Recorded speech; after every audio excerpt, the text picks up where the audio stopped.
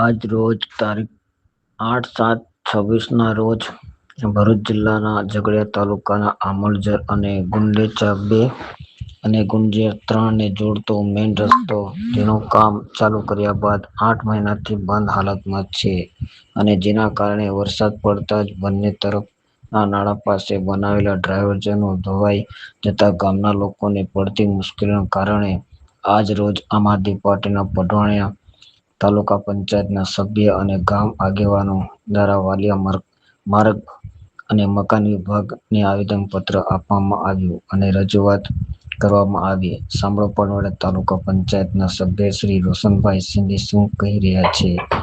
CRD trans news Bharuch Gujarat. Bureau chief Mahesh Vasava.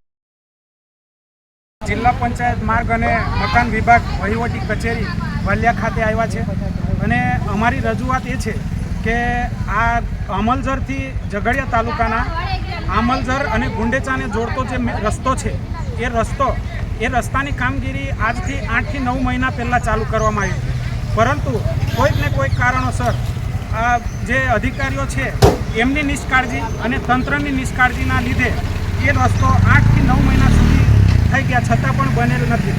અને જ્યારે ચોમાસું આવ્યું છે તો ટૂંક સમયમાં અમે જ્યારે રસ્તાની વિઝિટ કરી અને અમે સૌ ગ્રામજનો લોકોએ એ રસ્તાને આ વિડીયો બનાવી અને પ્રેસના માધ્યમથી અમે મીડિયામાં આપ્યું હતું, ત્યારે ટૂંકા ગાળામાં જે એ લોકો ત્યાં ડાયવર્ઝન બનાવી ગયા હતા અને એ ડાયવર્ઝનો પણ બંને તરફના ડાયવર્ઝનો આમોલઝર ગુંડેચાથી આમોલઝરને જોડતો ડાયવર્ઝન અને ગુંડેચાથી આપણે નેત્રંગ રાતપારડીને જોડતા તરફનું ડાયવર્ઝન એ બંને ફક્ત એક સામાન્ય વરસાદમાં ધોવાઈ અને તણાઈ ગયેલ છે.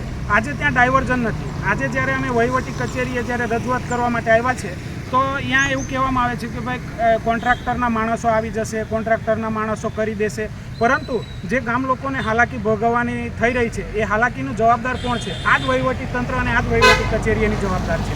જ્યાં સુધી આ લોકો ધ્યાન નહીં આપે ત્યાં સુધી ત્યાં કોઈ કામ થવાનું નથી. અમારી ગ્રામજનોની ઉગ્ર રજૂઆત છે કે અહીંયાથી જે અમે રજૂઆત કરી છે એમાં ડાયવર્ઝન બંને તરફના તાત્કાલિક ધોરણે કાલે થાય, નહીં તો અમે પછી ઉપર જ્યાં પણ જણાવવાનું હશે ત્યાં જઈશું, કલેક્ટર કચેરીએ જઈશું, જિલ્લા પંચાયતે જઈશું અને જો જવું પડશે તો મુખ્યમંત્રી સુધી અને ત્યાં પણ જવા તૈયાર છે.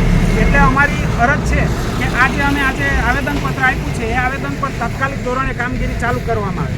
જય હિન્દ, જય ભારત.